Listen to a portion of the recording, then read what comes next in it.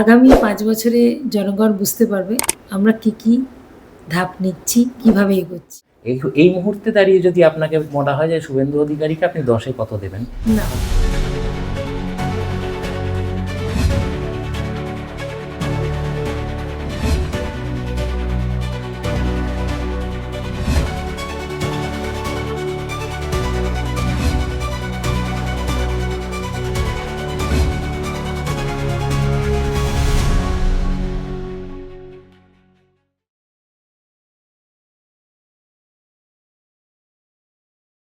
নমস্কার madam, CM news media আপনাকে সবার আগে স্বাগত জানাই এবং নমস্কার। সর্বভারতীয় সহসভাপতি হিসাবে আপনি আজকে সিলেকশন হয়েছে আপনি।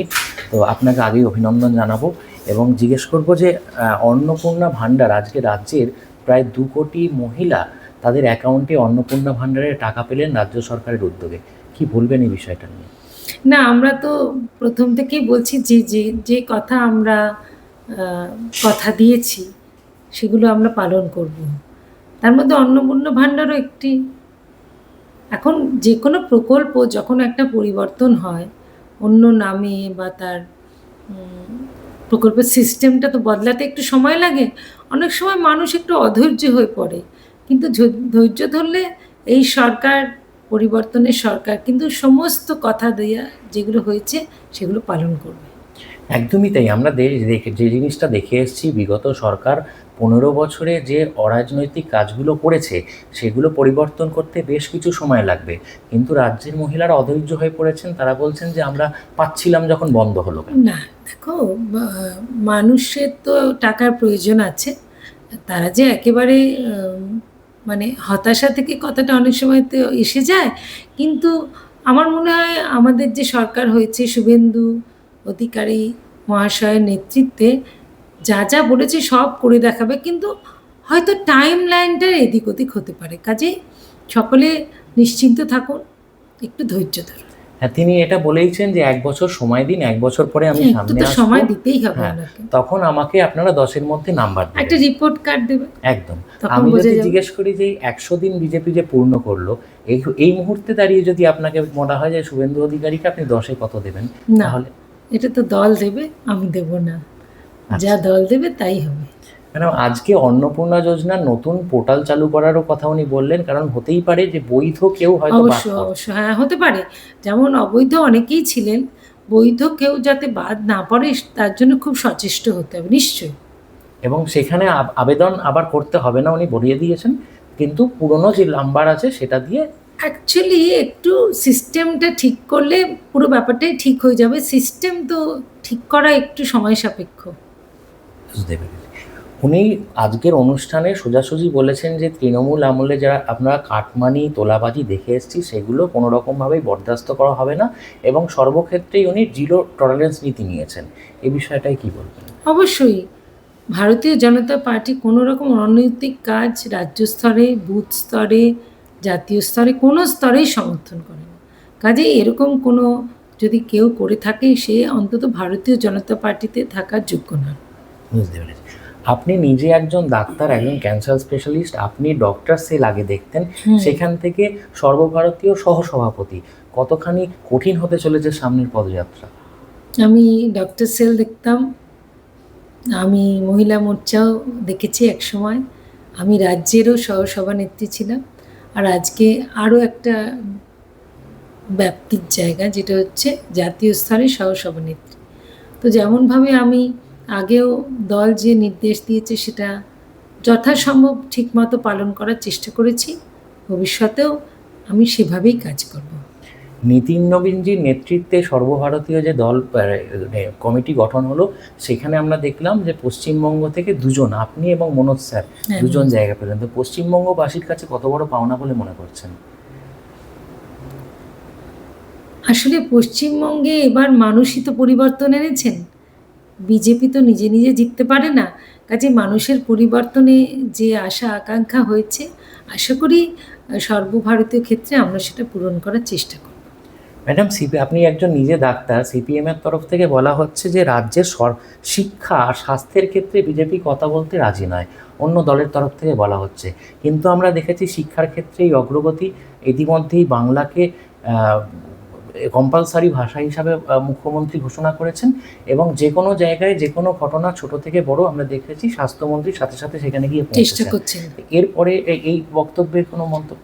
না, বিরোধী তো ভয়েস রেজ করতেই পারে, সেটা তাদের কাজ, তাতে কোনো দোষ দেখি না, কিন্তু সঠিকভাবে করা উচিত, তবেই কিন্তু সেটা একটা সদর্থক রূপ ধারণ করবে। শুধু বিরোধ করার জন্য বিরোধিতা, হয়তো তাতে খুব একটা লাভ হয় না। এই একই জিনিস আমরা দেখতে পেয়েছি রাজ্যে ইতিমধ্যেই গৈরিকীকরণ শুরু হয়েছে। বিভিন্ন জায়গায় বিভিন্ন যে সরকারি প্রতিষ্ঠান সেগুলোর রং পাল্টে গেরুয়া করা হচ্ছে, কিন্তু মুখ্যমন্ত্রী ইতিমধ্যেই বলে দিয়েছেন যে গেরুয়া কোনো রাজনৈতিক রং নয়। এমনকি সর্বভারতীয় সভাপতি উনিও বলেছেন যে গেরুয়া হচ্ছে ত্যাগের রং। তারপরেও রাজনৈতিক মহলের এক অংশ এটা নিয়ে মাথা ব্যথা করছে বা জল ঘোলা করছে। তাদের উদ্দেশ্যে কি বলবেন? ভারতের যে জাতীয় পতাকা, তাতে কি রং আছে? সেটা কি কোনো রাজনৈতিক পতাকা? কাজে আমার মনে হয় ভয়েস রেজ করতে পারে, আগেই বলেছি, কিন্তু সেটা সঠিকভাবে করতে হবে এবং তার মধ্যে দম থাকতে হবে। অযথা কথা বলে খুব একটা লাভ হবে না। আমার মনে হয় আমরা কাজের দিকে মন দিই, রঙের দিকে মন না দিয়ে।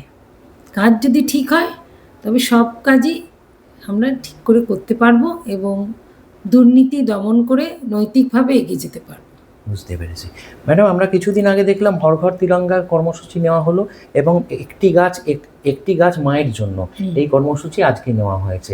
তো এই যে কেন্দ্রের যে কর্মসূচিগুলো ছিল এতদিন, রাজ্য সেগুলো থেকে রাজ্যবাসীকে বঞ্চিত করে রেখেছে। অবশ্যই। তো কতটা বঞ্চিত হয়েছে বলে মনে করছেন? না, কেন্দ্রের যে প্রকল্পগুলো সবই কিন্তু মানুষের ভালোর জন্য। আলটিমেটলি তো মানুষকেই ভালো দিতে হবে, ভালোটা দিতে হবে। তো হর ঘর তিরঙ্গাতে কি হবে? প্রত্যেক ভারতীয় নাগরিকের মধ্যে জাতীয়তাবাদী মানসিকতা তৈরি হবে। আমরা একটি ভারতীয় জনতা পার্টি একটি জাতীয়তাবাদী দল, রাষ্ট্রবাদী দল। আমরা মনে করি প্রত্যেক ভারতীয়রই ভারতবর্ষকে ভালোবাসা উচিত। তাই জন্যই আমাদের মূল থিম হলো নেশন ফার্স্ট। আমার মনে হয় এটা তো কোনো অবাঞ্ছিত পদক্ষেপ নয়। আর ২ নম্বর, এক পেড় মা কে নাম বা একটি গাছ মায়ের নামে, এটা তো দারুণভাবে একটা পরিবেশ বন্ধু প্রকল্প। পরিবেশ ভালো হবে এরকম যে কোনো প্রকল্প বহুভাবে বাঞ্ছিত, বহুভাবে আকাঙ্ক্ষিত। তো ভালো হচ্ছে তো এইসব প্রকল্প। সেটা কেন্দ্র হোক, রাজ্য হোক, এরকমভাবে কম্পার্টমেন্টালাইজেশন করার কোনো মানে নেই। কারণ এখন তো আমরা যেটা বলছি খুব সহজেই ডাবল ইঞ্জিন সরকার। তো যা কিছু ভালো সেটা এখানেও হবে, জাতীয় স্তরেও হবে।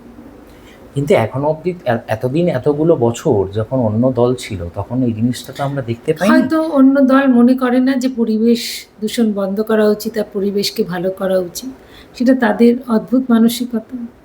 একদমই তাই। আজকে মুখ্যমন্ত্রী এই কথাটাই বলেছেন যে পূর্ববর্তী সরকার শুধুমাত্র ইটভাটা আর টালিভাটা বানিয়ে গেছেন যেখান থেকে দূষণ ছড়িয়েছে, কিন্তু বৃক্ষরোপণ কিছু করেননি, অবশ্যই। ম্যানগ্রোভও নষ্ট করেছেন, অবশ্যই। যে কারণে 50 লক্ষ চারা গাছ লাগাবার আজকে উনি উদ্যোগ নিলেন। কতটা সাধুবাদ জানাবেন তার? অবশ্যই, যে কোনো, আমি ডাক্তার, পরিবেশ মানুষের সমস্ত অসুখ বিসুখের মূলে আছে।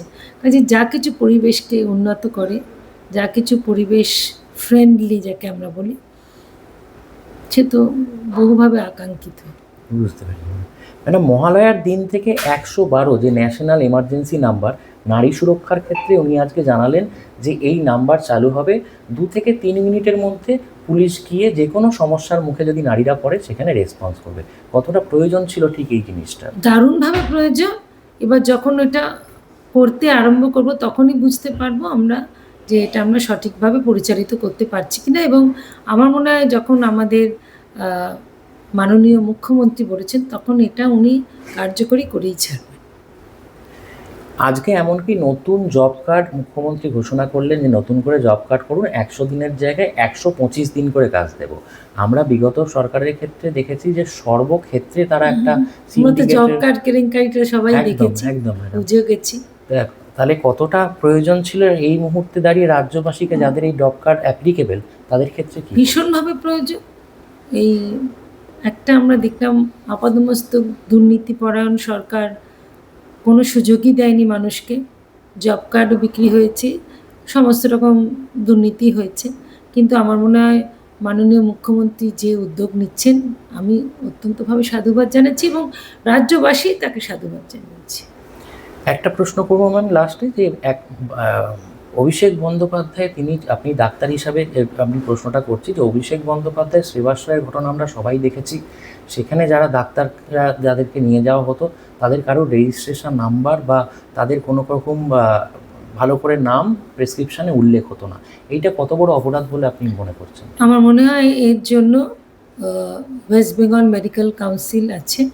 যদি কোনো অনৈতিক কাজ ডাক্তাররা করে থাকেন, আমি কোনো রাজনীতিবিদের কথা বলছি না, যদি ডাক্তাররা করে থাকেন তাহলে তারা সেটা দেখবেন, বিচার করবেন।